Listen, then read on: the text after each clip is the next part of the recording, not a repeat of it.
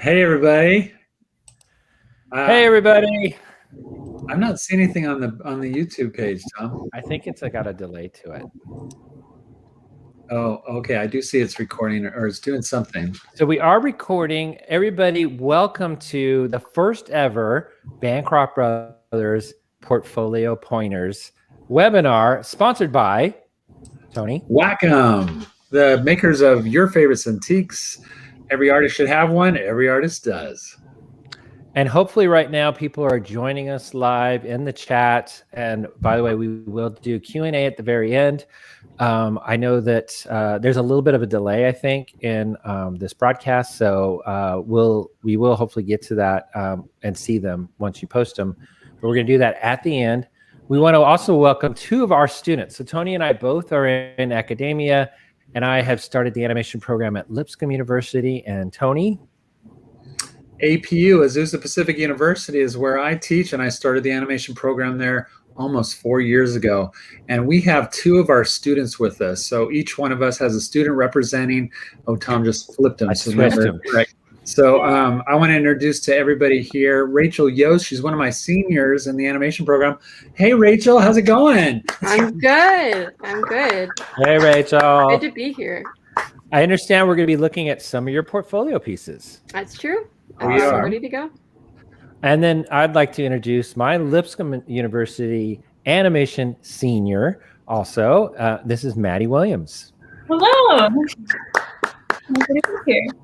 So we're in Nashville, Maddie and I, and you guys are in California, We're in right? lovely California, and it's wonderful here. Did you have a good summer, Rachel? Are you guys ready to go back to school? Yeah. I just moved into my empty apartment, so we're here. It's happening. There's a lot of excitement going on, and that's why Wacom approached us. They said we really want to do a back to school program. This is just one of many things that Wacom is doing right now as part of their back to school program. They do it every year, and they reach out to influencers and other artists to basically do programs and blog posts and things like that will get people excited, artists excited about going back to school. Hello, Florida and Georgia, we see you. And so that's what this is. So Tony and I came to them and said, well, we would love to do something on portfolios. This is a subject that I know everybody cares about, all the up and comers, but even at people that have been in the industry for a few years, there's this mystery about portfolios. And Tony, have you taught about portfolios at your university? Yeah, you know what I like to do, Tom, and I think we've talked about this, so I think you do the same thing. I like to start my students off freshman year with a conversation about portfolios, because then they're in a portfolio mindset. Everything I do in all these classes, I want to start thinking about which images I can pull to hold to, fast forward to the end of their degree time and they're graduating. Now I've got a portfolio of the best work. Because if you don't really set your mind to it, it does take time to develop a good portfolio. It's got to represent your best work, your best foot forward. So Rachel, I mean, you remember that freshman year, we started you off really thinking about portfolios. How is that mentality of kind of always having that in the back of your mind? I need good pieces for my portfolio. How's that helped you? Yeah, it's really guided me the last 3.5 years. Just knowing, because there's a lot that you can explore in these types of programs. There's a lot that you can do, but what you put into it is what you're going to get out. So for me, I want to do background painting in TV, and pinning that down right in the beginning was really helpful, because now I know I can curate all of my work for my classes. Those are all going to be portfolio pieces for that goal. Absolutely, yeah. And Maddie, I want to shoot you a question before we jump into, and by the way, that's what we're going to do next, is we are going to start talking. We have a PowerPoint where we're going to go through, what is it, Tony? The eight tips to a successful portfolio. Yeah. Okay. So we are going to go to that next. But Maddie, a lot of people think about students as they're going through a 4-year program. They think, oh, I don't have to worry about the portfolio until my senior year, like right as I'm about to go get a job. I have a feeling your instructors, but also you yourself, I think you do this naturally. Are you developing your portfolio from freshman year and refining it, taking stuff out and replacing it with better stuff? Are you doing it as you're a student all 4 years? Yeah, especially since I've been applying to internships every summer since I started at Lipscomb. Yeah. So, Have you got? How's that been going? well, Did I you get got an internship at Pencilish. You did. Well, What? What's That's- Pencilish? Oh, we don't want That's to my new company. We won't talk about that right now. right. This is about Wacom and it's about portfolio. So, but congratulations on that internship, Tony. I think now it might be a good time. Let's dig into, and just to complete my thought there, how we're going to do this, guys, and everybody that's listening. We are going to go through this, a little bit of a lecture from Tony and I about just general 8 principles to think about for a portfolio. Then we're going to stop and we're going to go into talking to Maddie and Rachel again and actually looking at some of their portfolio pieces, some of their artwork. They picked 4 pieces for us to review each. Tony and I will probably then do a little bit of a draw over, like a could be better kind of a thing. Yes, you're going to want to stay tuned for that. And then we're going to do Q&A at the end. And I want to wrap this up too by saying, and Tom, you might need to help me with this because you have control over putting comments, I think, in. I can't put a comment in. Oh, okay. But I sent you a link in the private chat. I got it. Maybe you can share that now. But we're going to send you guys a link. And everybody listening, everybody watching right now, you are in a raffle tonight, and this is really cool. Wacom Cintiq is offering you guys, one person is going to win a Cintiq 22-inch, okay? So a 22-inch Cintiq, that's a professional quality Cintiq that you can draw on. That's what we all use here. You can see Tom's a little bit in the background there. He's got his Cintiq there. And we all have them in our studios. So you're going to want that. So that link is going to send you over to the Wacom website. And here it comes. Oh, there it is. Go to it. It's not a time thing. You don't have to worry about rushing. But throughout this time, and we'll drop it in there again, Tom, maybe a couple times, so that people can go to that. We want everybody to sign up so you can possibly win a Wacom. Tony, answer me this question, but I have a feeling it's the new 22-inch Pro, correct? Because they are dropping a brand new 22-inch Pro updated that is going to be premiering at Lightbox. Is anybody going to Lightbox Expo? I think that's incorrect, Tom. So it's the 24-inch Pro that's going to be the new model that's coming out very soon. That would be the correct answer to that, yes. Yeah, so what you said, erase, and we'll start over. This is where we would edit the podcast and Tom out. So, but this isn't a podcast, so we're not editing it. Yeah, but enjoy this 22-inch. It's a really nice model. And but I do want to say that at Lightbox Expo, they will be premiering the new 24-inch Pro that they're coming out with. I'm super excited about that. Go to the Lightbox Expo. We use that size at APU. We have 24-inch Pros. We have about 15 or 20 seats of just the Cintiq Pros. And so our students use that for animating, for creating stuff. And Maddie, I know you never had one of those, right? Before you started at APU. What was that like coming into the animation lab and seeing it? You said Maddie and you said APU. Maddie's at Lipscomb. Yeah, I meant Rachel. Sorry, Rachel. You're my student, not Maddie. Rachel, what was that like when you walked into the animation lab and you saw this high-tech stuff, especially the Cintiqs? Oh, it was crazy. I actually vividly remember going in with one of my classmates who's also named Maddie.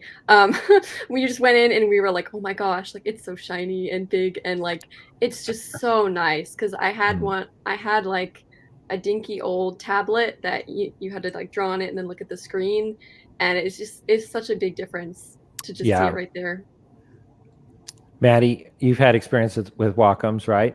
Mm-hmm. Yeah. So we have an older model, I will say, at Lipscomb that's about to change, but we need to update. But you have the nice 22-inch UXs, and they're beautiful, and they still work. So they're going strong. We can attest to their dependability.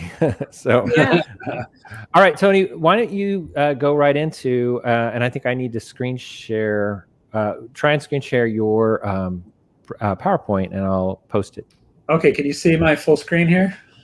Before you screen share, you see it? Oh, I can see it. So I'm going to do it. I'm going to add it. Here we go. Okay.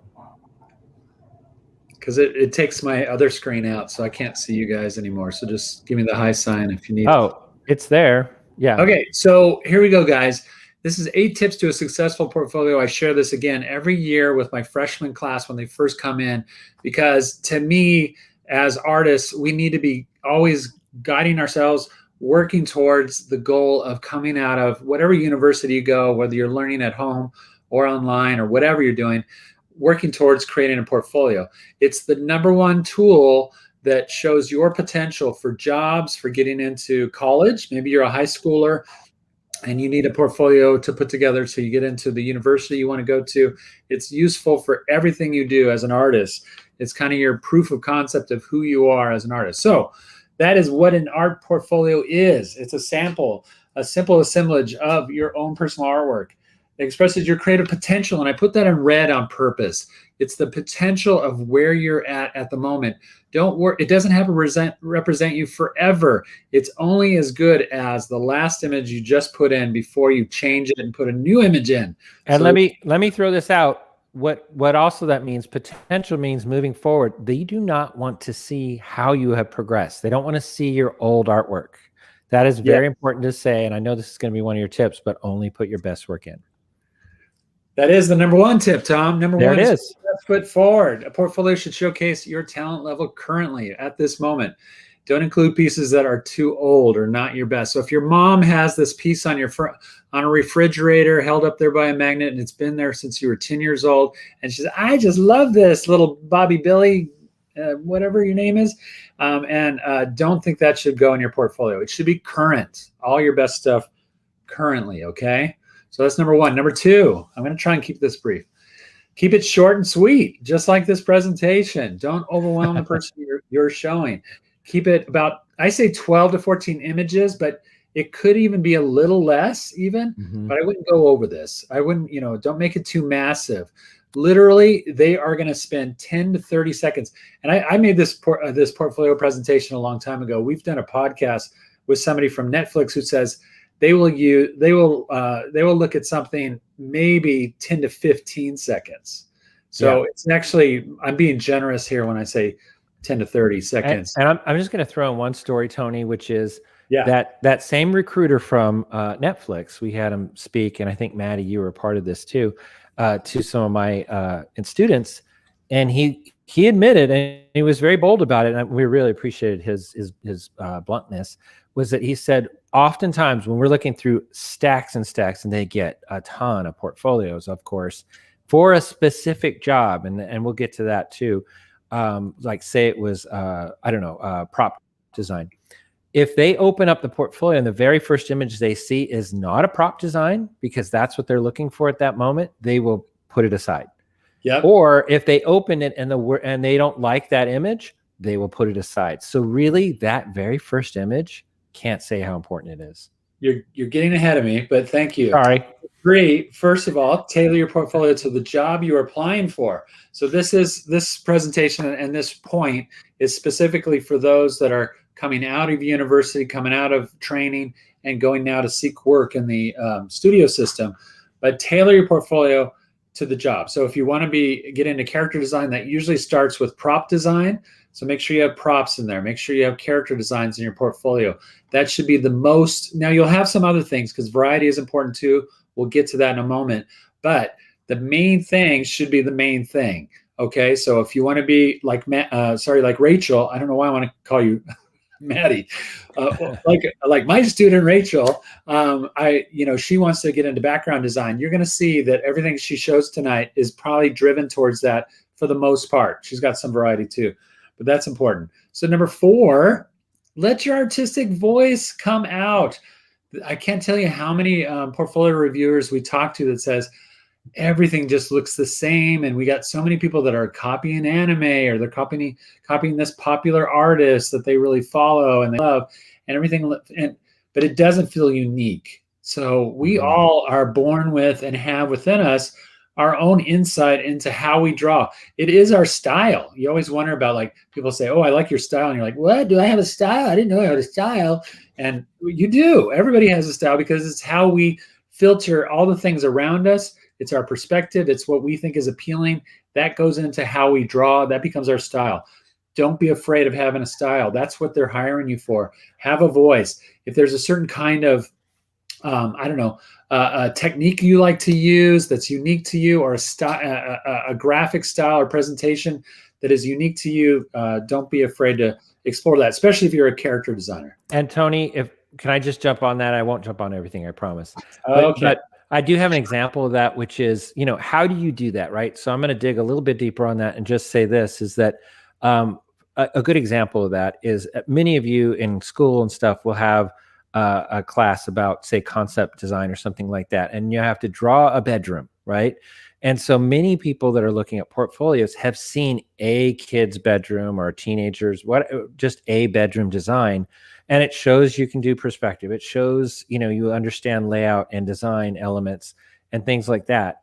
But if you haven't customized that to make it your own, which is, I need to know who lives in that bedroom. If I don't look at a house or a bedroom or something like that and understand who's, especially bedrooms, because there's such a personal space, that I would know that that's a 4-year-old little girl's bedroom. I would know it should say something about the person. And so that's an element of what we're talking about here, of making it stand out, but also have an artistic viewpoint and show character at all times. Good sub point to my point. And let's go to point number 5, show some variety. So as we were talking about it before, your portfolio should not just be one thing. You should have a main thing, a main concentration, but also show some concept sketches. Some are a little rougher, some are a little more finished, some are in color, some are more refined. Maybe if you're a character designer, you want to show turnarounds of the character too, or some prop designs that let them see a little bit more that you're well-rounded, that you can do not just pencil sketches, but you can work in different mediums. So just enough variety to show that you're well-rounded, but always keep that focus in mind too. Okay. Mm-hmm. Number 6, remember presentation. That really counts. Add the wow. This is what's going to make you unique and pop out a little bit if there's a stack of portfolios that a recruiter is looking at. Laying out the portfolio pages so that they have a consistent format. We have a class that's coming up at APU for the 4th year seniors that's all about building your portfolio. We spent a whole semester on this. So Rachel, get ready. You're going to be having that next semester, and it's going to be all about how to create a good portfolio and give it a good presentation and layout. We're going to spend some good time on that. And you're also going to create a website too. We'll get to that. Add a title page. This is so key. People don't do that. And you've got to have the information on that title page. So number 7 is how they can contact you. Yep. How do they contact you? What's your name? Do you have an email? If they're going through piles and piles and they're looking for, like Tom's example of a prop designer, we need somebody that starts on the show next week. I got to go through 25 portfolios. And then on top of it, I got to find how to contact them. And it's on another paper and in an envelope or something like that, on a resume. No, make sure it's part of the portfolio.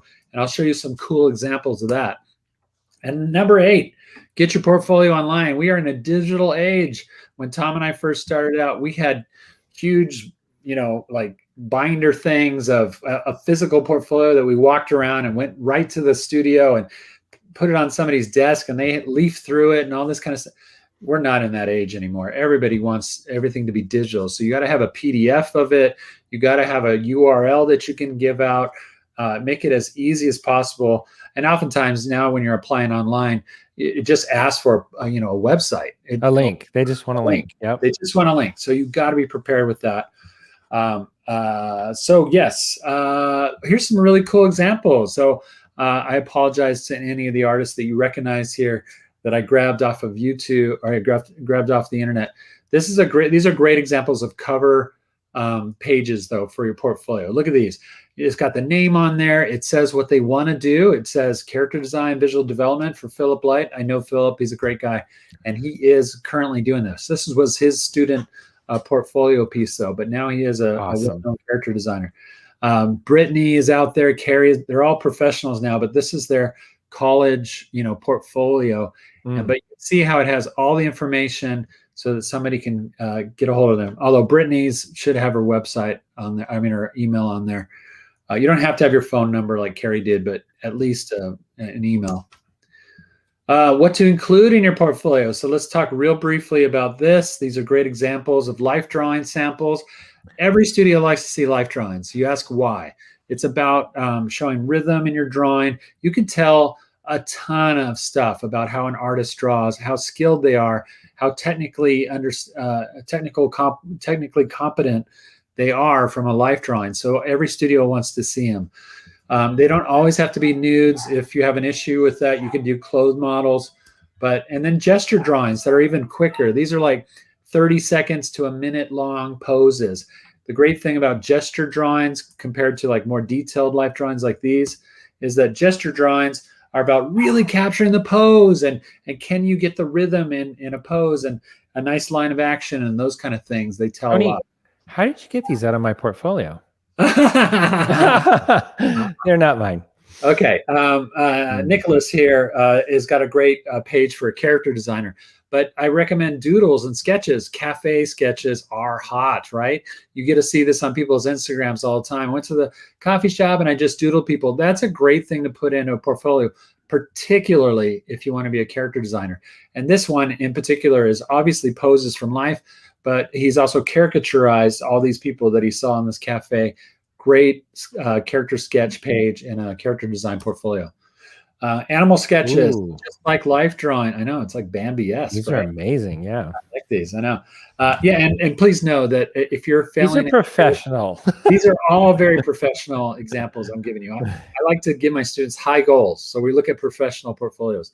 Anyway, life drawing, animal sketches, go to the zoo, draw some animals around you, maybe your dog, your cat, whatever will hold still long enough to sketch it, but get some of that in there too.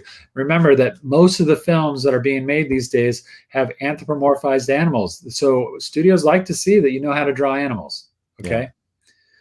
Location studies, especially if you want, you're like Rachel, you want to get into background design and painting and stuff like that. Being able to draw layouts and draw locations is really key. It showcases that you know how to caricaturize something and really create a world, but also that you understand perspective basics too. So maybe one of those, if you're like a character designer, is plenty. But if you want, like Rachel, go in more into background design, have plenty of these kind of pages. And Tony, real quick note, which is to say that notice that there's a lot of like pencil sketches. There's some tonal studies, and then even kind of more of a final in that bottom left corner, I guess. But then even some color studies on the right of that. So this one page, some people would break this up into 4 or 5 pages. It's really smart. I do think that the final is too small. I would say that would be my one pickiness about this portfolio piece. Yeah. I would have liked this to be over 2 pages. So the final is big and it's on and the color keys maybe are with it. The sketches are on the other page. So I would have broke this up into 2 pages, but in general. Yeah, this could have been a page on its own. If this is a great example of a process page though. But if you had all this on one page and then maybe the next page is just this one nice and big. And the color studies. I'd put the color studies on with the final. I think that would be nice. I think it's also really important. This is great. And I have more examples, but look at how this artist gave it a title on the top, gave credit to that this came from, I can't even read that really. S is so strong. Yeah, and it's by Ronald Dahl. It's a story by Ronald Dahl. And then Amy Kim, and you got her email here. Every page in Amy's portfolio looks like this. It has this black borders, the borders on it that has her information. So at any moment, if they're excited about Amy's portfolio, a recruiter could go, I've seen enough. How do I get a hold of her? Oh, it's right there. Bam. She's getting a call, or at least getting a job right there. Okay, so again, be specific. If you want to get into character design, make sure you have great examples of character design. So this is a good page for a character design portfolio, or this one. Storyboards. If for a storyboard portfolio, you want to have series of stuff. But nice thing about doing a URL, a link to a portfolio that's online, nowadays they have some great formats for storyboard artists where you can, the viewer can kind of scroll through and see the motion of the storyboards. That's really key for a website. But you could also have a page like this that showcases a little bit of a scene or sequence. Costume design. This is a good costume design for somebody that wants to get into that. And again, for Rachel, like look at this example of a really cool visual development portfolio or background piece. So these are specific elements that point to, okay, that's what I do. So these would be things that you'd have up front in your portfolio that says, I'm a character designer, I'm a storyboard artist, I'm a visual development artist, I'm a whatever, okay?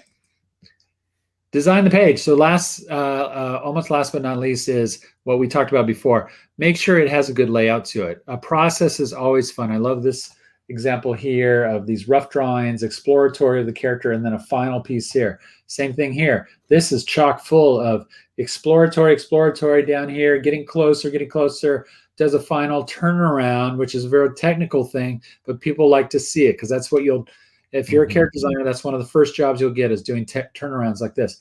Right. And then nice color final piece here. Great layout. Same with these, but you can see there's theming here too. Look at how this is kind of an old parchment paper and they got a border on it. Every page of the portfolio has that to it. So it gives a unified element to it. All the pages in these portfolios are 11 by 17, 8.5 by 11, whatever your format is. If it's square, I don't care what your format is, make sure every page is that size. So when you make a PDF of it, they can quickly go through and scroll through these things. And that's what I end with here. Tony, I just want to throw in to say, we didn't talk about the digital side before you wrap up. Websites, all of this applies to the website too. All of these portfolio tips. I can't think of one that doesn't. And I saw on the stream, there were 2 questions that were asked, but one is about your website. I'm just going to dig a little deeper on that to say that you should, we were told by, again, the Netflix guy, but many of the recruiters, that many people are nixed because they have a password protected website or a part of their website is password protected. You need to make that very clear what that password is and make it clear in your email to them and all that. But if they have to dig very hard or anything like that, I mean, they'll give up. To be honest, I would dissuade anybody from actually having a password, at least on your general portfolio. Because it only causes trouble. If it makes it a little bit harder for them, there's a chance you're going to get passed by. So that's that thing. Don't try and make as much of it not private, so that they're at least seeing a good sampling of your work. The other one I can't remember. Oh, if you use avatar names, like as we all do, especially a certain age group online.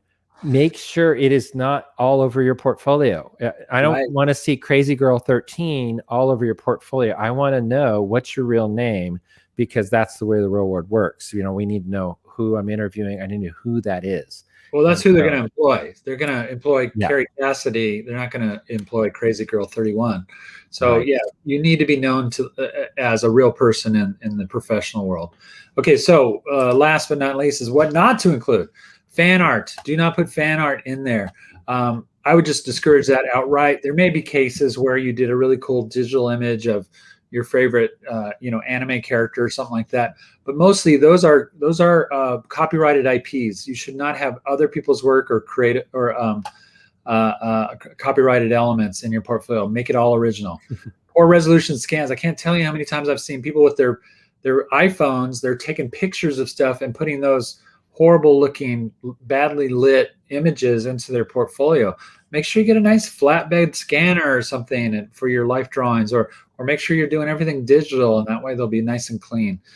Randomly formatted pages, we kind of talked about that. If you set up your portfolio to be 11 by 17 or 8.5 by 11 or a square, keep it consistent for all your pages so it's easy to scroll through without changes. Other people's work. This actually happens. I know it sounds weird, but there has been portfolios where people have tried to take credit for somebody's work because they were desperate for jobs. You may lie about what college you went to and what kind of degree, but in the animation world, in the art world, you take credit for somebody else's work, dude. It's like the worst thing you can do. You will never, ever live it down. Yeah. And proprietary work from other studios without permission. So this is where Tom was talking about, having a secret area in your thing. But for the most part, you have to, and this is more for like people creating portfolios after they've been in the industry a little bit. But if you had a stint on The Simpsons and you want to show your Simpson storyboards or designs, you have to get permission from the studio. And most of the time they'll say no, unless the property has come out already as a film does. I worked on Space Jam. I can show Space Jam, A New Legacy images. But now. Tony, we both worked on Cuphead, the sequel, and it still hasn't come out. And we can't show any of that. Yeah, we still have artwork that nobody's ever seen before. And you got to just suck it up, Buttercup, because that's the way it is in the real world. And that ends our portfolio time. Tony, that was fast. Do you teach that fast? Are you talking like that all the time? I don't know, Rachel. Do I talk too fast sometimes? Yeah, you tone it down for class. Yeah, you're okay. I'm up on the caffeine right now, though. I got to say. No, that was good because we're trying to get through basically 3 different elements of this. So that was the brief overview, which will hopefully also give all you that are watching and listening along questions at the end. So hang on to those questions. I've already seen a stream of them come up, but remember them because it'll be hard to find those. We may need you to post them again at the end. Okay. Somebody put RIP at Crazy Girl 13. I know. I love that. Nightmare sequences. Good one. Anyway. Crazy. Yeah. I know. This is Thomas, the point where I think we want to remind everybody to go to the Wacom site. Do you want to drop that link in again? For those that joined maybe a little late, Wacom is sponsoring this event tonight, and they are offering a free raffle to win a Wacom Cintiq 22-inch. That's worth a lot of money, and those are not cheap. So anybody that's a student that does not have a Cintiq, anybody that has a friend that doesn't have a Cintiq, you got to get in on this raffle. So go to the link I'll just put in there and fill out the form for the win. And thank you for saying that, Tony. And we need to mention that as much as we can because that's a really cool thing. I did remember that other thing I was going to say about websites because somebody asked it, which is you were talking about really being specific about what job you're going for and only showing that in your portfolio. I will say that on a website, because a few people said, but I like to do a bunch of different things. You know, on a website, you do have that opportunity to kind of make different pages so that recruiters could go, oh, it's a character design job. They'll click the character design thing. It'll take them to that page. I think that is not a bad, and I haven't heard from recruiters that they dislike that. So how do you feel about that, Tony? Do you agree that that's at least a good way to show some variety? I wasn't listening to anything. I was reading the comments and did not hear anything you just said. Okay. Well, Tony agrees that that's the best way to go, for sure. I would say that's true, whatever Tom just said. Yep. That's the best way to go. Tony, go ahead, take it away. Let's see some of Rachel's work. Yeah, so I'm going to turn over to Rachel, and Rachel will give you share permissions, right, Tom, so that you can share your 4 pieces. And maybe you could just talk us through your thinking on it, and kind of where you want to head with your portfolio this year. Absolutely. Let me go ahead and share.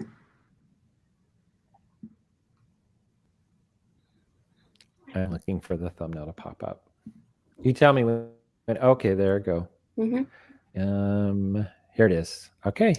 Great. Yeah, so like I mentioned before, I want to do background painting specifically for TV. So this is one of the pieces I included, just an interior bedroom of this angsty teen werewolf. I'm a big fan of fantasy in modern day settings, so I really tried to push the character within the background elements. You know, I have like some scratch marks all over the furniture. She has like rock band posters and like some references to the moon. So yeah, that's sort of the direction that I went with this one. That's cool. Yeah, you're really trying to create, with a nice visual development concept like this is, you're trying to create a story, right? So you're trying to give information in there about who this character is. I just want to pop in because this is the first time I've seen this. I love the story, like that hair sticking out of the hairbrush in the foreground. There's some the scratches on the desk. I love it.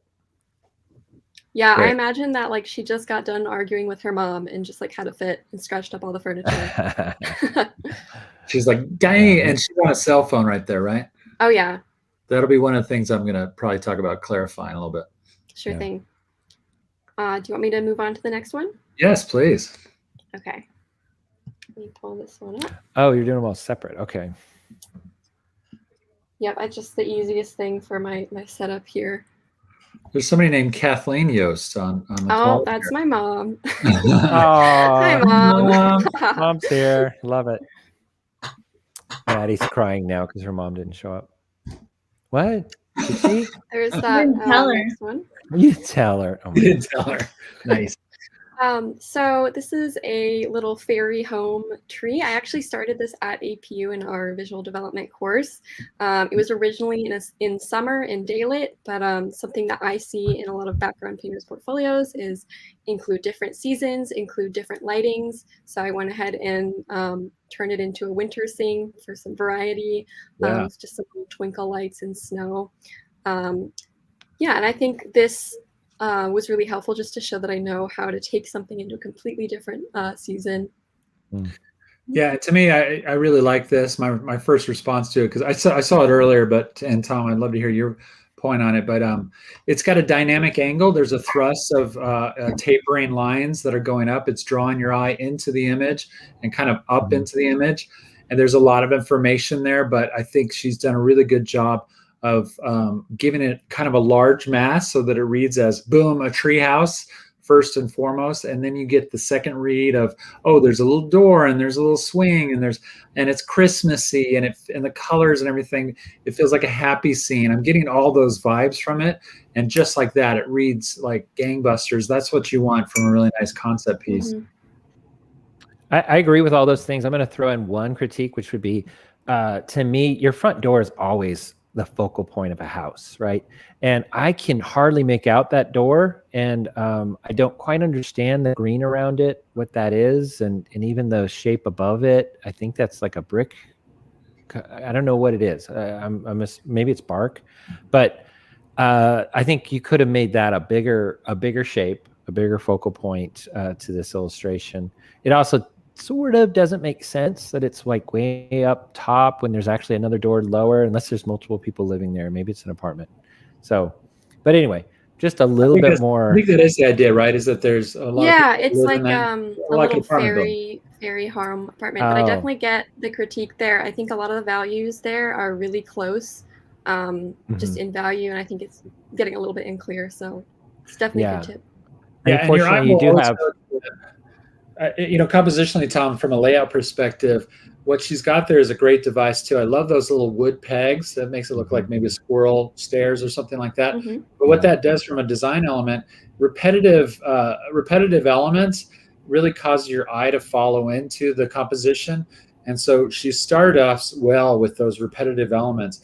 But I agree with Tom. If we would just showcase that door a little bit better, because it does feel like that's real central. It's literally in the center of the image too, so it should be showcased. Yeah. Thanks for the tips. Nice stuff. Over to this one. So guys, in our classes, this is for those at home. If it feels like we're being harsh, this is really kind of the truthful, honest mentorship stuff that we do every day in class, and it's called critique. A creative critique should be honest and open, but not mean. And I don't think Tom and I are ever mean-spirited. At least we try not to be, unless it's with each other. That's just clean fun. But we try and, with our students, always give constructive criticisms that can always help propel you to think about things differently in the future. And that's how you get better. Yeah, I think. And by the way, professionals do it. It never stops. When you go to Disney or whatever, there's always a could be better from somebody above you, or even just your coworkers. And we never really finish anything. We just hit a deadline, and then we have to move on. So.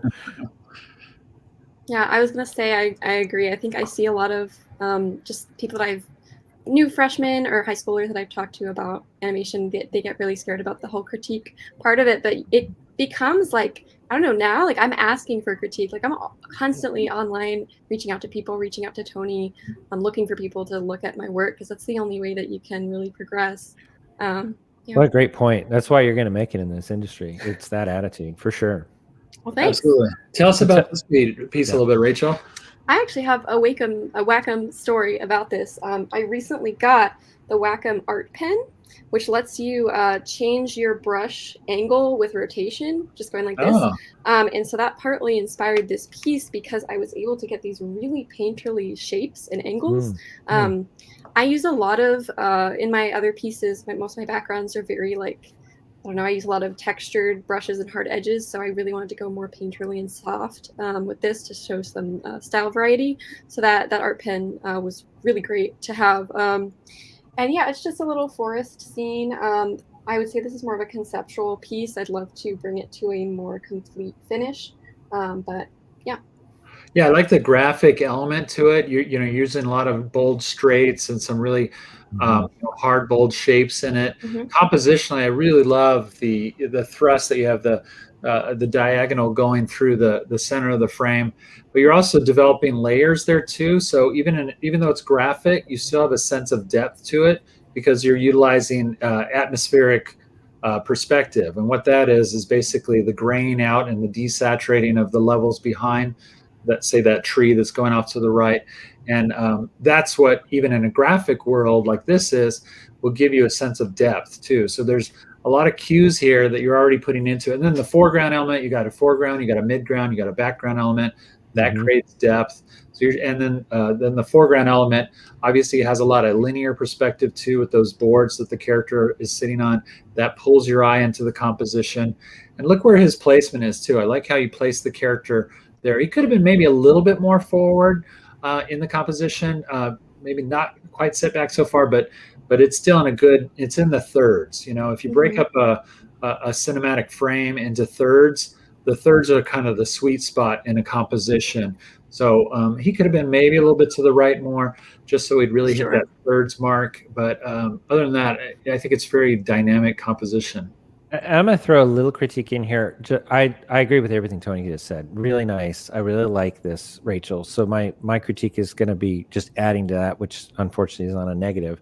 But I will say this is that, and most people won't notice this, but with how did I do that? Oh, with a finer eye, I look at this and I go, okay, I feel like that's a little fairy guy. Like he's tiny.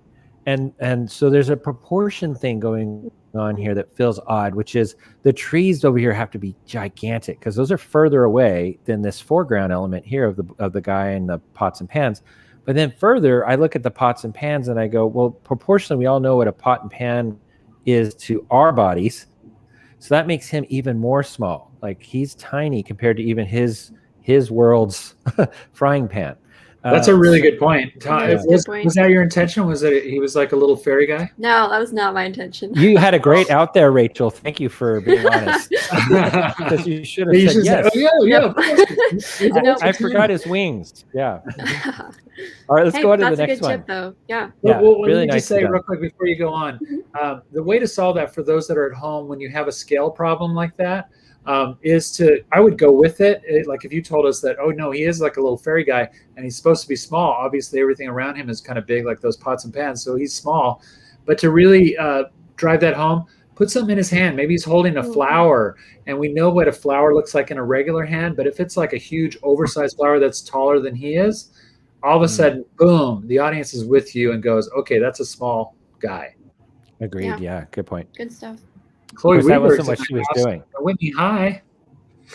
I know. Everybody. I saw my AP alums in there. The Q alums. It. Where's all the Lipscombs? Come on. Yeah, I don't know. Lipscomb didn't show up for Maddie? They're in the living room. That's where they are.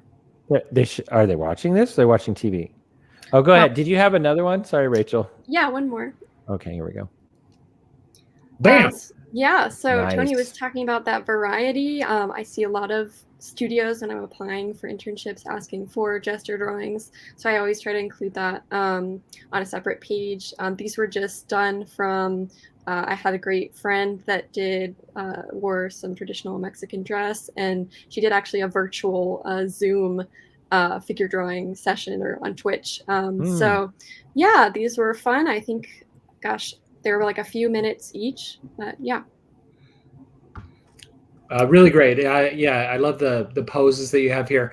Now, if these for gestural drawings and quick drawings, like you said, 1 minute, I think these are great. The head proportions on the one with the guitar is a bit small, but the nice thing about digital drawing is that you can always circle that with a lasso and just make it a little larger and be done with it. If these were longer poses, I'd want to see a little bit more shading in them or things like that, and light and shadow would add a little bit more volume to it, which would be great. But I like them as poses. For sure. I'm just going to say I like them a lot, and Tony's crazy. These are perfect. How's that? Wow. I like them a lot. These are really nice. Thank you. I actually think the head on the left is a little too big, and the head on the right is perfect. Yeah, I was definitely exploring how cartoony I wanted to go when I was drawing these, so I think that's why some of the proportions are changing. But, it's got a Natalie Norgott vibe. Are you a fan of hers? Oh, I am. That means so much. Oh, I love her stuff. That's Tally Check on Instagram. I thought it looked like a Maddie Williams drawing, so there's that. Hey, by the way, the Lipscomb people are showing up. Thank you, guys.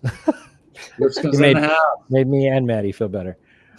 Is that everything from Rachel? Yes. Thank you, Rachel. Okay. Let's hear Now- for Rachel. Thank you, Rachel. Put her artwork out there. Thank you. The whole world saw your portfolio. These are some brave ladies here. There's no doubt about it. Now, Absolutely. Tony, I think you're going to jump in and do a little draw over, right? Oh, shoot. Yeah, I am. I wanted to go over that Teen Wolf one. I don't know what Yeah, and Sure. make it. I hate to say it, Tony, but you have to make it quick because I'm going to make it quick. we want to have Q&A time. Yeah. Okay, so let me share screen. Here we go, guys. Oh, yeah, I got to look for. Share screen. Okay, hold on. Boom, boom, boom. All right. He does the boom thing too, just like me. Here it is. Why is my brush? Do you want not to? green? We're going to show Rachel on this. They can see you doing the draw, but we're going to see Rachel's face so we can see her reacting. All right. The hate stares that I get from my students. Okay, the first thing is, and we talk about a lot of this. I taught a layout class to these guys early on. The first thing I'm going to react to is like, look at how high this floor is, and this is so low, and you get that kind of angle there. I would rather be a little bit higher with our camera. So from a perspective standpoint, I would love to see it, come down with this a little bit more and do something like this. So if the perspective was a little bit lower and we really brought this up higher Mm-hmm. and make more of a foreground element out of this. That perspective's not correct, Tony. No, it's not. I'm doing this. I'm literally doing this as quick as I can, like you said, Tom. I know. It's just we wouldn't see the top of that table. I have to say that. Yeah, we would see. Yes. It would probably be like that. There it is. Good. I don't have a big enough eraser. Anyway, so yeah, it would sit on top there like this. I like what you're doing though, because there's this big dead space on this whole bottom right to middle part. I would put this. You have a corner of the image that's right in the middle of your frame. Put the corner of the room over here, and that way you get this kind of dynamic a little bit more. And maybe we'll see, because now we're lower with the camera, maybe you get a bit of the top of the ceiling coming into the frame too, which I think is nice. You're going to lower that bed a lot more. Now she's showcased, your character here is showcased so nicely in your thirds. I would keep her there, but now I would go, put her in that same spot, but she's sitting on the corner of the bed. And there's a lot I could say about the pose. I think it would be more dynamic to have something like this where you have like a leg, Sure. Hanging over the side of the bed. I definitely would try and showcase that phone a little bit more, which might mean tilting the head this way a little bit so that you could see the phone over here, less of the hand and more of the phone. You know what I mean? Mm-hmm. So if she was tilted this way and her nose was here and her eyes were here, you could see how all of a sudden that's starting to showcase more of the phone now and less of her hand. And you could still have this hand out here, going, I can't believe it, and gesturing. That's really nice. Besides that arm, look at how that helps us in the dynamic of bringing our eye into the composition. That's a really nice thing to do. Always think about, are my lines, whoa, I don't even know what that is. Are my lines bringing the eye into the composition? Now with our table up here, you can see that those lines are bringing us into the composition.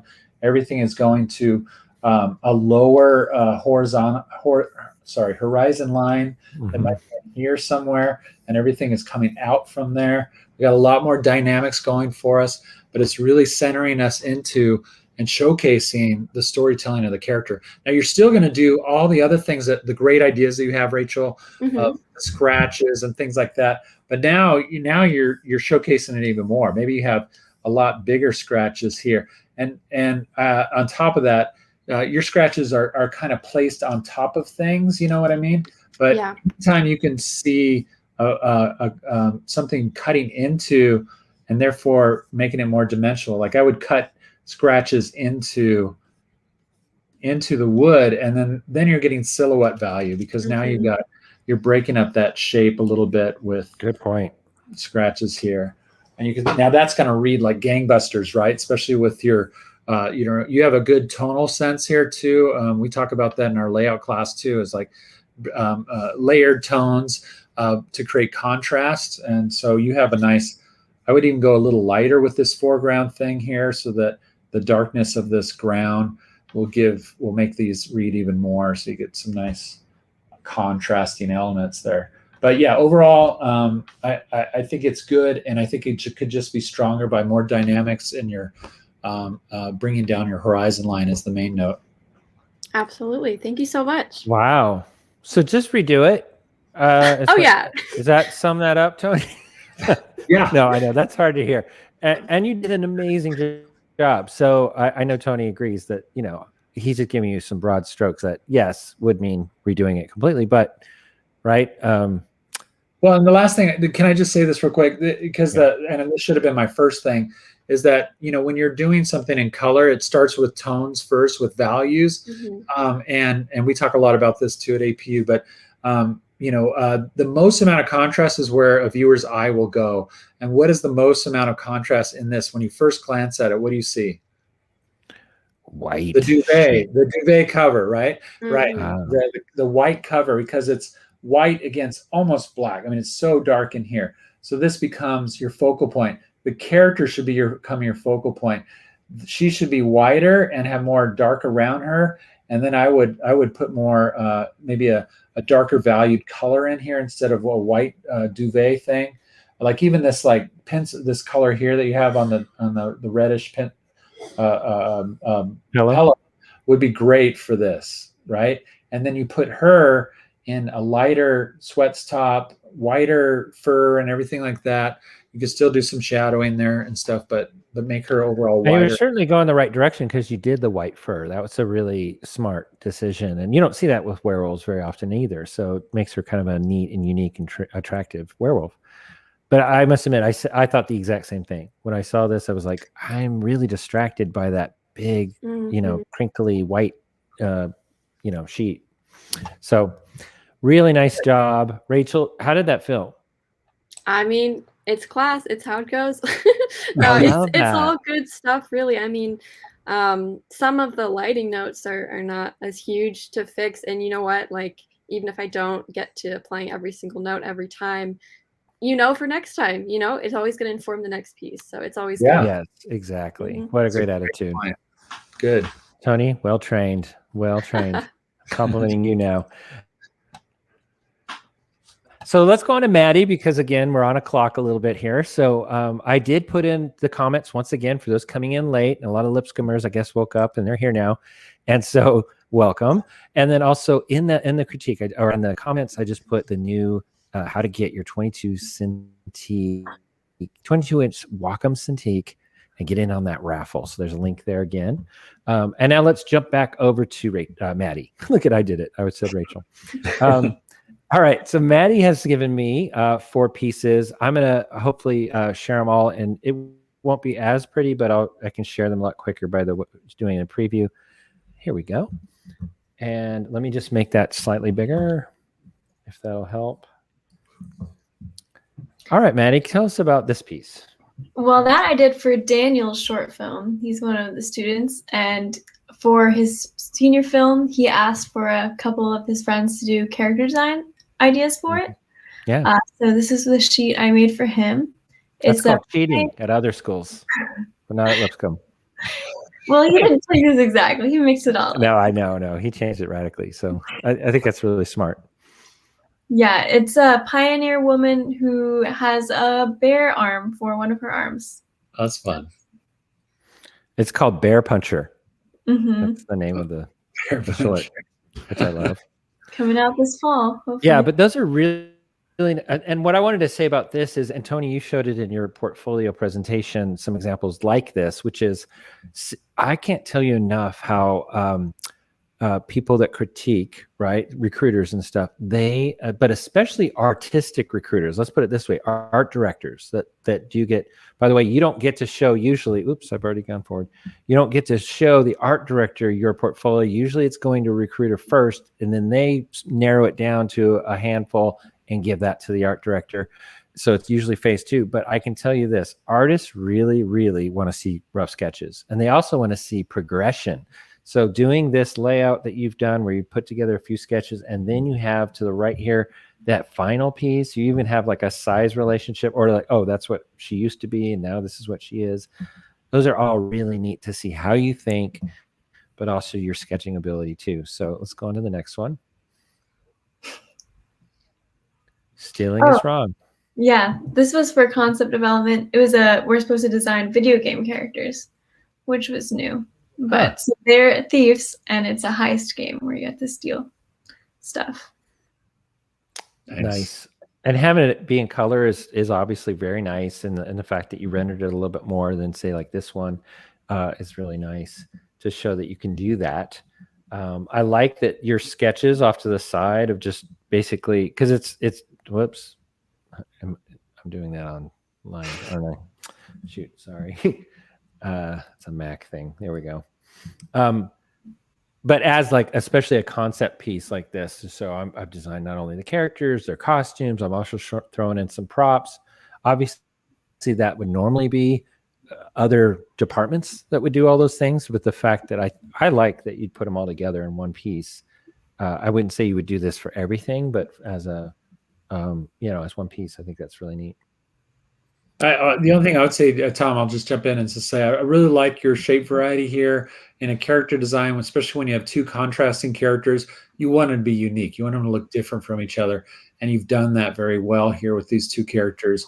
The props I wish were a little bit more detailed, because if I was looking at you and judging you as a prop designer, I would be like, oh, I don't know. The crowbar is really nice and clear, but the rope, and particularly the pocket watch, doesn't look like a pocket watch to me. I'd want to see, the face of the watch, and that little chain does not look like a chain. It looks like some kind of rope. Maybe that was your intention, but it takes away from it looking like a pocket watch. And if it wasn't for the words on the image, I wouldn't have seen it that way. The rope, unfortunately, color-wise and shape-wise, starts to look like a pile of poo-poos. And or a snake. I mean, because of how part of it's thin and part of it's thick, it's not uniform like we know ropes are. And I know that's part of you probably partially doing that for a style purposes. For sure. But yeah, I agree with Tony. The props could be. I think it's shines. When you put shines on a rope or something like that, it feels juicy. And if it's brown and looks juicy in a roll like that, your mind is going to go towards poo-poos. Poop. It's poo-poos. All right. I'll make sure I don't do that anymore. Okay. So what's this one? This is a orthographic for my screenwriting final, was about a jester. So I wanted to keep it really simple so that her costume is easy to animate and I can draw it a lot, and just have easy to read shapes that would be fun to act with. Yeah. It's neat to see you do a different style like this too, a lot more a simpler style, because obviously drawing wise you can draw much more detailed than this. So it's neat to see you simplify too. I'm about to talk about this one more, so I'm going to jump back to that later. This one I saved the best for last. This is my favorite. Oh, by far, mine too. Go ahead, Maddie. Yeah, this is more an illustration than a character design, so I was debating whether or not to include it, since most of the other things are leaning towards character design. But this actually breaks the fan art rule that we were talking about earlier. But it's fan art for a book, so I had to create what they looked like myself. Does that count? Oh no, that's acceptable. No. I guess fan art of because those are characters that are coming from a book. They haven't been designed, so you're just doing your take on them, and that's different than I'm drawing Stitch from Lilo and Stitch and putting that in my portfolio. Even your take of Stitch is going to be far too close to something that's already been represented by Disney, by other artists. Yeah. Yeah. And I just want to say, Yeah, when I looked at this, I was kind of in the same camp where I was like, okay, but if you were going for a character design portfolio, does this kind of count? You know, because you're getting into layout here, but the layout is so simple. It's obvious that the characters are the strong point of this, or the focal point. But really, so in a way, this is like a really nice storyboard, I would say. And it is, and crossing over into illustration. But this element of, like, I don't know if you can see my pointer, but this element of design here and how the eye leads right from this guy's head all the way through his shoulder right into this crowd, how each one of them is its own design too, and then this other far off guy here, and even the windows and the ceiling, things are all pointing toward this crowd and basically right to this guy especially. It's so well done, and each character has its own personality and thought and involvement in this, whatever's going on, and they have their own attitudes. Like, this guy's not knowing how to feel about it, this girl's not liking it, whatever it is. This guy's obviously cocky, and so this is at such a high level. I really think that this would be so useful for your portfolio, for them to understand how you think about all of the elements of a composition. Totally agree. From a compositional standpoint, it's brilliant. And I think all those things that Tom just said is what makes it brilliant. The only way that I could see off the top of my head to make this even stronger, Maddie, is, again, values, thinking about value structure a little bit. If you would throw a little bit more light on your main character there that's in the white shirt seated, there could be light coming in from the window that's coming between those other two guys, and it's just hitting him in a very specialized way.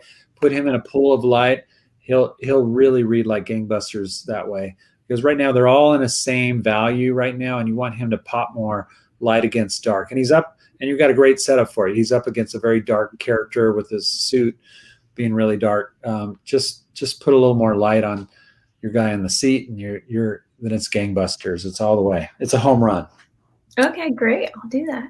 Good notes. Okay, so I'm going to go over one because Tony did. Now I have a pug in the room. Sorry, a little pug puppy. So a little distracted.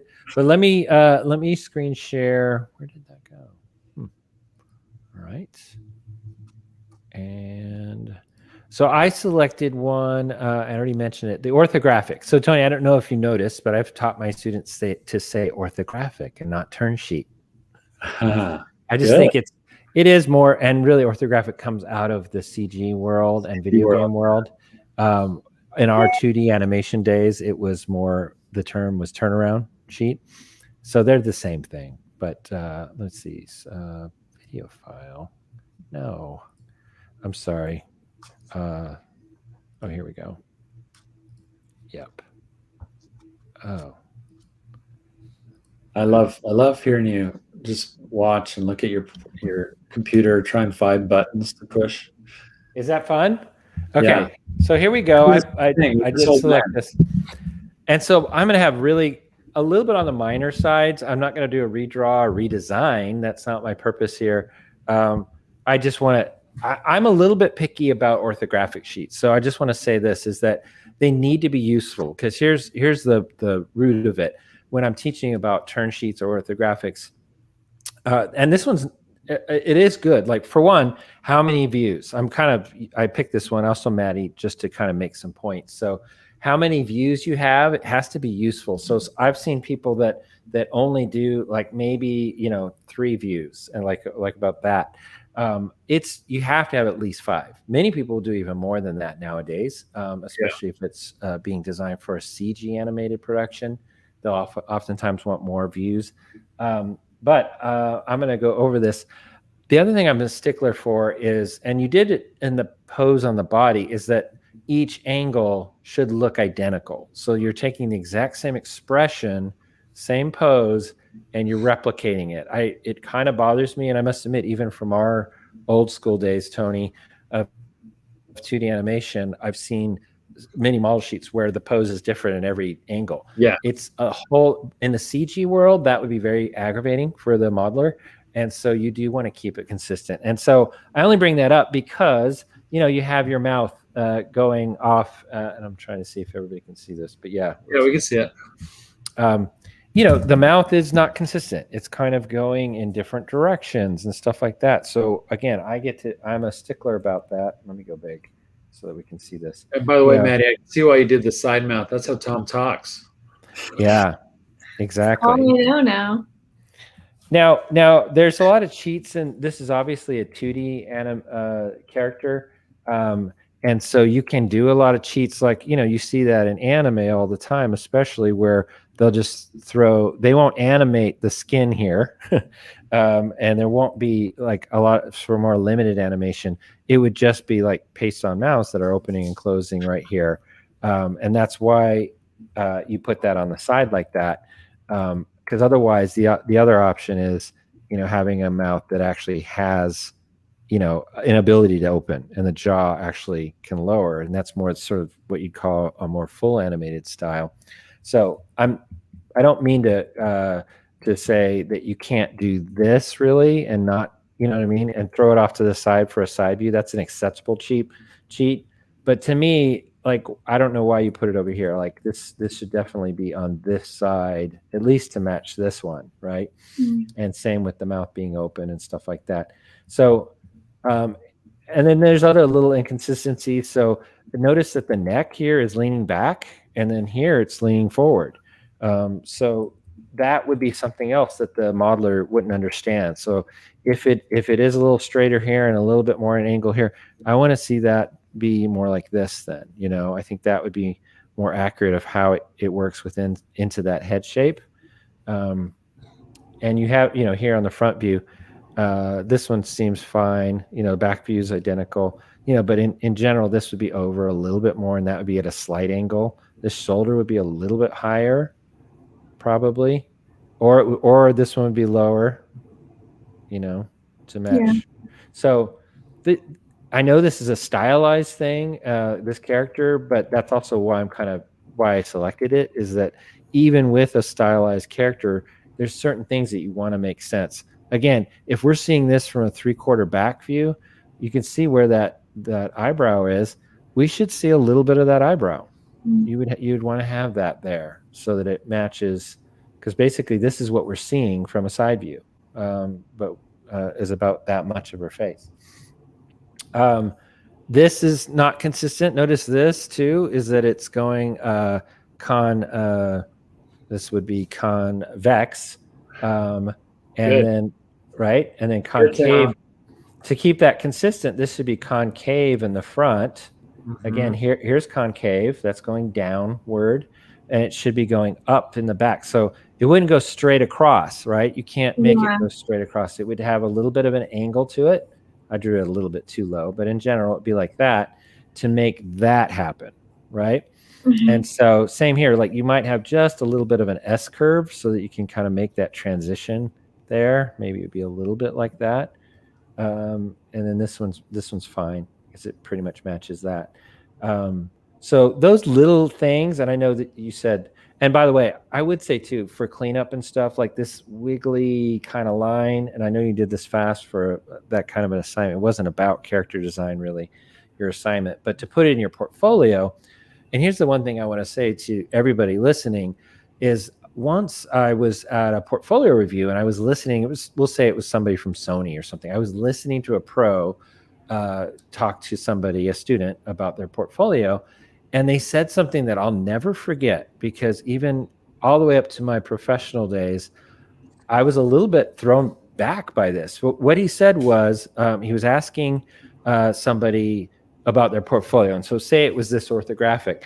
And he said, well, I see that you didn't do this. And, and that person said that was being honest and a little bit kind of like not confident too at the same time. Oh yeah, I know. I saw that too.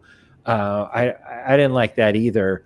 And then he said another thing. Yeah. I already know that. I should have fixed that too. I know could have been better. And eventually he just said, so if you knew all this, why is this in your portfolio? Because what we said at the beginning, right? Yeah, right. I know, hurts, but isn't that what we said at the beginning? Only put your best stuff in. And so if what you're showing is the very best you can do right now, then that should mean that as you've grown in your schooling or even profession, and you still have stuff in your portfolio that isn't quite consistent, you see little problems with it, go back and fix it. Don't put it in your portfolio, because you don't want that person to say, wait, if you already know all those things, why did you show this to me? Okay. So, and I'm going to get a little bit picky. Her legs are really thick and round, right? And this angle right here definitely shows that roundness is still there. If I was going to draw sort of, the circles of her leg, and yet you did a straight here. Now I like the design of that personally, but it's not consistent. Not really consistent with this angle, right? So if you're going to do that, you'd have to change this. This would have to actually kind of have a little bit more of a straight to it, probably, to match that. And then same with this. This would be over more, and this could be a little bit more straight. And that butt might be just out a little bit more over here. All of those things, but I would still give this. I would flatten this out. Now I want to do it right in the middle, basically, but I've made a mess. But I'll do it in blue. So like this feels like it's too. I would tone it down a little bit and make it a little bit more flat, and this a little bit more flat over here. Then you have it. The crotch seems a little low too, by the way. And then maybe this has just a little bit more of an S curve to it. I've kind of already done it naturally, so that there's a little bit of a concave here and not so straight, right? Giving that little bit of rhythm to that will make it consistent, a little bit more consistent with what you have throughout here. Now, I don't even want to get into this hat. It actually looks pretty close. I'm sure that was the actually hardest part of drawing this orthographic, was that hat, trying to figure out, are those things going in the right angles and directions? And they look close enough. I don't even want to get into trying to figure that out. But in general, and then there's some things that with the hair that maybe you could have had be a little bit, personally, and this is more design wise, I would rather see you kind of have a curve at the top and a straight at the bottom, and make that kind of a shape. I think that would have been a little bit more consistent with some of these other angles too, because you almost have it, and you definitely have it up here at the top, but then you straightened it out here. But this has definitely got a curve. This has got somewhere in between a curve and a straight. And so I would have just done a little bit more of a curve and rounded off those edges, and that would have been a nice contrast with the square at the bottom, right? So super minor stuff. And I would also kind of overlap this neck thing here too, just a tad. Bring that to the fore. These are good points, Tom. And I will say, for those at home that are watching, it's these kind of picky little things that makes a character design, a portfolio, whatever you're working on, your artwork, go from good to great. So it's the little details, oftentimes that last 10%, that is the most valuable, and it comes from training and years of experience, but it also comes from years of practice and that sort of thing. So the very last thing, Tony, I'm going to throw out, just because I saw it, is that this is really repetitive, right? And so what I would do is and you have this one a little bit flatter, but I would have flattened this out even a little bit more, so that this chest area is a different shape. They're not the same shape. Right? Yeah, more contrast in the sides there. Yeah, and you kind of already have it. I feel like this is already doing that. So this now matches this a little bit better, I think. So it's a bunch of little minor things. I'm going to stop screen sharing. Thank you, Maddie, for letting me do that. Let's hear from Maddie. Nice. All right. That's helpful. Maddie, is this how class goes with Tom? Yeah, except shorter actually in class. Nice. It was, you like it longer? That you got really detailed? Okay, good for you. Tony, we are at 8:15, and we said we'd only go to 8. Well, that's my time. Sorry, Central Time. And we said we'd go. So I think we only have about 15 minutes for Q&A. Yeah. Let's say again too, before we get into Q&A, because I'm totally excited to do that too. Somebody said they had to leave early. Would they still be qualified for the Wacom Cintiq? Yes, you will. All you have to do is go to the link. Tom, maybe last time you could put that link in again. And go to the link on the Wacom Cintiq page. We're not picking a winner tonight. That's going to be picked by Wacom. They're going to do some random thing, and they'll pick a winner and probably contact that person directly. And that's important to note. This is live right now. They are actually going to repost this on the Wacom YouTube channel, also maybe in a blog, and that might happen a week or two from now. So this is an ongoing raffle, at least as of right now, this moment. And I don't know when they're going to sort of turn it off or shut it down, but that is not tonight. That's for sure. So if you're watching this a month from now, we can assume that it's over. But I have a feeling this raffle will go for at least another week or two. And Wacom will let everybody know that. But if you're watching it right now live, do it now. Okay, and let's give us your questions now. Either Tom and I will answer. Maybe one of the students will jump in too. I see one here. Doodles in a portfolio or no? That's from Nephelina Swan. Thank you, Nephelina. And yeah, I mean, like we talked about before, I would call doodles like maybe they're just rougher sketches, looser sketches, exploratory things, concept art. I love that in a portfolio. To me, that's I get to see the thinking of the artist. And I think that's how recruiters really see it also, is that it really gives you a sense of how the artist thinks. And so that kind of process or doodles, you can have a page of a sketchbook page that is just really cool doodles. And yeah, I think people would eat that up. If you feel like it's strong, if it represents you well, that's the main question. I'm going to hit the next one, Tony. And I don't know why my face didn't get big. I guess it's not voice activated. Yeah, you have to click on it.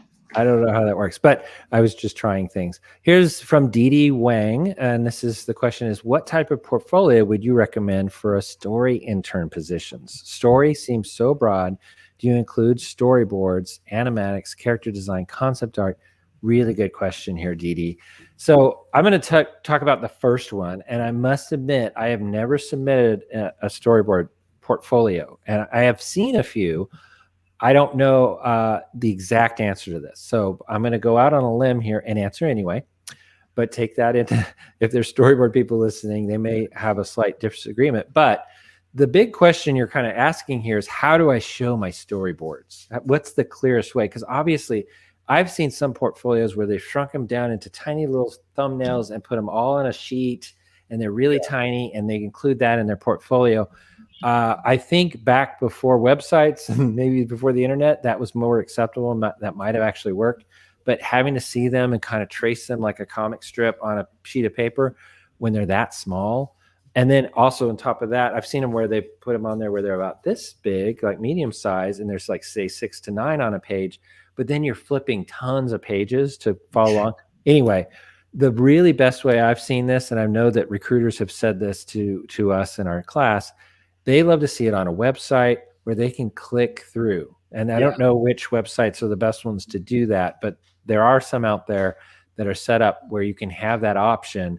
And basically you upload a bunch of JPEGs and they're showing it in a little box, and they can actually click an arrow or something and step through the storyboards. And so I will say that is the best way to show your storyboards, is in that format. Tony, is there anything you want to add to the rest of her question? Agree. I think that's the way to do it. Let them have the control to click through it. They're going to do it really fast. Just know that. Yeah. So the second part of her question, just to hit it a little bit, is should she also include some character designs and animatics, concept art? I would say if it's story related, like Maddie had a great example, I think, is that her illustration that we were kind of going over, that was very much like it almost looked like a blown up storyboard, but it showed character relationship and composition. Certainly, I don't think anybody would frown upon seeing that in a portfolio for a story person, because it shows off how you can lay out. That goes along with what we were saying, having a little bit of variety, right? So that's just, just make sure that you're mostly accentuating what you want to be known for, what you want to be looked at for. Yeah. So we're getting some good discussion. I don't know if I see, here's one. I'll read it off, Tony, if you want to hit it. Numi Julie. I'm not sure. Oh, I can show this. Watch this. Ooh. I'm not sure how to stand out with portfolio sites. My favorite color is pink, and I don't see that often since neutrals prevent eye strain. So what then? How does she get a pink? I'm trying to understand this question. I'm not sure how to stand out with portfolio sites. Very She cool. wants to use the pink, and she thinks that's how she's going to stand out, I guess, but doesn't feel like she should. Neutrals prevent eye strain. First of all, I wouldn't worry about eye strain. I would worry about, what represents you. And again, this goes to my point earlier about portfolios, the 8 points. Represent yourself. Make sure you put your voice forward. If you feel like the color pink, now I wouldn't go crazy with pink all over. I don't know that anybody's going to like that. But if you feel like pink is like your theme color, and you have some pieces that are phenomenal in pink, don't worry about eye strain and things like that, or any kind of studies that are out there. You put your best foot forward, whatever it is, whatever color it is, and I think you're gonna do well. And Numi, Julie, I'm just going to add one thing, which is you're asking the wrong question. This sounds really blunt, and I'm sorry about that. But to be honest, this is not the kind of question that you should be asking. It should be, do I have the right work and all that? Your background color is the least that you need to be thinking about, okay? Really concentrate on what that work is, and is it your strongest thing? And so, sorry if that sounded like I was picking on you. I'm trying to make more of a point for everybody, is really concentrate on what the work is, and that's the right questions. All right, go to Lucy Elliott has one. Can you click on that one, Tom? Is it back a ways? I think it was. Oh, here we go. They keep moving. Do recruiters hate having to click a thumbnail to open the full image, or do they want to be able to see the whole thing right off? It goes back to, the answer to that is really just what's easiest, what's quickest. Anything where they have to do more clicking, I think I would avoid that overall. But to see a whole page and just have to click on something once or twice, they're only going to click on one or two anyway. So if it helps you to kind of display a bunch of character designs, but just know that they're only going to click on one or two if they want to see more detail. They might get everything they need from the thumbnail size. But yeah. I'm just trying to make it so that, Tony, nobody's listening to you at this point. I have a baby pug in my hands. So. Oh, baby pug. I just clicked. Is this the one you just said? Because it just popped up. No. This is Amy Less, and she's asking if you want to use this portfolio box. That's a program, I guess, for their website, and don't know how to embed speaker decks. Let me know. It's a pain to do the first time, but once you know, and so I guess that's for storyboard artists, right? Here's a question from John Dents. This is a little bit more pertinent. How many walk cycles do you really need in your reel? And by the way, John is a Pencil-ish animation employee. He's one of our animators. How many walk cycles do you really need in your reel? It depends on how good they are, I would say. If they're all amazing, I don't know if anybody could stop looking at amazing animation. But yeah, in general, I would say, 2 very unique walk cycles. Yeah. And maybe it's like a human walk cycle and an animal quadruped walk cycle. That would probably be a good thing. Give us some variety. Yeah. I actually see one I can answer if you don't mind jumping in. Yeah, I see Tim K asked, is it okay to include collaborative work in a portfolio if credit is given to others? This is something I experienced last year. I had a short film that I directed, and I did a lot of the background painting, but I had a layout artist, my friend Maddie Chin. She did all of the ink drawings. So I think the best thing is just, check with the artist and be very clear. I did show that portfolio to a Disney recruiter, and they thought it was very professional the way that I did it. I just, I asked her, what's your website link? Let me link to you. Let me put your name like right there into the image and say like very clearly, hey, all of the line work, all those black lines, that's Maddie, that here's her website. So I think as long as you're very clear and you ask the artist, I think absolutely. Super good answer to that. And if you could make it any more clear visually in that you show the sketch, if you did the final, like the color and the inks, but you show the original sketch by the other person, so they can see them side by side, that's even more clear. So, but that may not work for everybody. Do you see Dexby animates there, Tom? He's got a good question. It's really a statement, but any tips on demo reels when it comes to presenting yourself as an animator? So what should be in a demo reel? Okay, so to get a professional job, and maybe we won't dig into CG animation and 2D animation. We'll just be a little bit more general about the content. Is to get a professional character animation job. So to be even more specific, not motion graphics or something like that, but character animation job at one of the big studios, you better have hopefully, and the walk cycles are kind of optional at that point when you're at that level, but there better be a lot of good acting performance scenes. And that's what's really good. It's really good, especially in the video game industry, I will say, to have really technical animation. Like here's a walk cycle, here's an action movement, here's a character doing a sword. Yeah, that's called body mechanics. Thank you. Body mechanics. Really, yeah. So if you can have some of those, and that would include walk cycles and run cycles, but then also have your acting and performance scenes that are very strong, and that's like probably the perfect situation to have a little bit of both, I would say. Hey, a little shout out, Tom. Pam Park. Pam Park, is anyone planning to attend Lightbox Expo online this year? Let us know if you are. We want to know. And Pam, do you have a link for another contest? Or is this the one that we're already doing? Yeah. We have given away more stuff already, Pam, just so you know. So Pam works at Wacom, and she's our contact there. So that's why Pam's our buddy. Thanks for joining. We like Pam. Okay. We're getting close to wrapping up. If anybody, let's see, this looks like a question.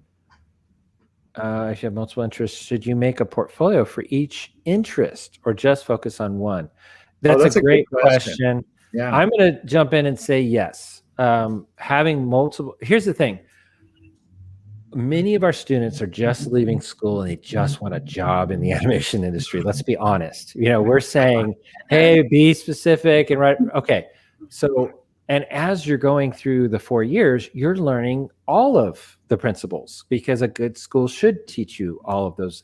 Here's layout, here's character design, here's storyboarding, try them all. One is that's how hopefully by your junior and senior year, you're starting to focus in on one or two of those things that you really like or you're really good at, right? And I know I can tell for both Maddie and for, now I can't see your name and remember it, dang it. Rachel? Rachel, thank you. For Maddie and Rachel here, we can see that they're already kind of going down. They're going into their senior year and they've kind of starting to specialize a little bit more. At least what they showed tonight. But here's the thing. You want to tailor make your portfolio for the job. So this is something we haven't talked about. If you see that there's Nickelodeon wants Storyboard Revisionist. By the way, Storyboard Revisionist is one of the most entry-level jobs you can get in animation. I would also add to that not models, but prop design is another good entry-level job. By the way, character design would be one of the harder ones to get. So I'm talking about the more entry-level right now. Usually don't start as an animator right off the top of the bat either. Yeah, might start as a rough in-between or an assistant if it's 2D animation anyway.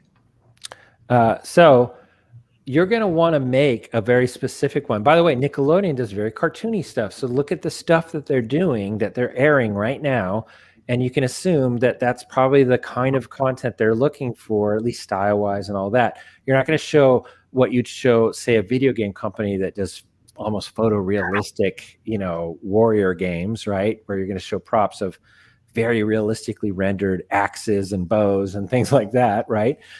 You're going to want to show very cartoony and stylized props for that Nickelodeon job. And so now maybe also you're going for a Disney animation job because you're an animator also. And so obviously that's going to be a more tailored, higher end drawing or CG modeled acting and performance kind of a portfolio. So being able to pull out and make multiple portfolios that are tailor-made for the job is very smart. Not enough people do it or talk about it. I hope that helps. Good points, all. I will say a little shout out for Lightbox Expo again, because Wacom's going to have a presence there. It's online this year, so everybody can go. I think it's literally $2 to get a ticket. Yeah, to register to get into Lightbox. That'll get you into most things. There might be other price points too in the structuring, but because it's online yeah. Pam's even saying Lightbox tickets are super cheap. Boom. So really, everybody should be able to go and get into Lightbox Expo. So please do that. If you're looking to make connections, that's the place to go. We do know too that CTN Animation Expo, I feel like we can say this because we just talked to Tina Price, who runs CTN, will be in person this year too. They're boldly going forward where COVID is no more. No, we'll see where it's at closer to that time. And to jump in there, Tony and I are doing panels for both shows. We really are excited about. We're going to do the character design cage match, and that's going to happen at. It's more like a game show, so it'll feel actually very much like what we're doing tonight, but with a lot more interaction and prizes that are going to be given away. So we're really excited. And that's sponsored by Wacom. Also, we want to thank them for sponsoring that. So the character design cage match will be coming your way at Lightbox, and we'll also do a live podcast and maybe a couple other things. And I'm going to have a booth. I'm boothing this year. Yeah. A booth at Lightbox? Yeah. We're going to check out your booth. I'm not going to booth at Lightbox, unfortunately. But yes, Tony is. So he'll have artwork to sell and things like that. All right. Oh, and John Dance says, please get a real bell to ring for the cage match. Yeah, we should. John, that's so helpful. That was valuable. One thing that we had missed. Thank you. Guys, I think we are now at the point where we need to, shut it down. This has been really great. Have you guys enjoyed this? Maybe we'll do this again sometime because I've enjoyed it. I hope you guys have gotten a lot out of doing this tonight. Work on those portfolios. Remember, do not put anything you're not 100% satisfied with in your portfolio. And then also remember, we're never 100% satisfied with our work as artists, are we? So don't beat yourself up either. Just know that it should just be your best work at the moment. So whatever you have in front of you when you're making your portfolio, just pick the best of it, and then don't beat yourself up. Just go forward. Exactly. Oh, and then when you do talk about it to the recruiters, if it's say at an expo or something where it's live, be confident. Tell them this is where I'm at, and be honest. Never talk about the things that you don't like about your portfolio. Yeah, never say I don't like that, because they're immediately going to go, why am I looking at this? Okay. Yeah. So don't let your unconfidence get in your way. I know there's a better word for that. Lack of confidence. There it is. There it is. Insecurity. Yeah. Pretty much anything would have been better. This has been a lot of fun, Tony, and I think we should end this with, as we always end our podcast, Tony. What do we always say? Well, I think we should have Rachel Yost and Manny Williams say it. Oh, I've been training for this. Have you? Let's do it. That's all right. You guys ready? We're going to count to 3. We're gonna say, ready? 1, 2, 3. Anime from the heart. Oh, nice. Yeah. It's not easy to be in sync, is it? Not easy. I was on grateful, man. Be on top of it. Thank you, guys. Pam said thank you. And take care, everybody. Bye. Thank you, everybody. Bye-bye.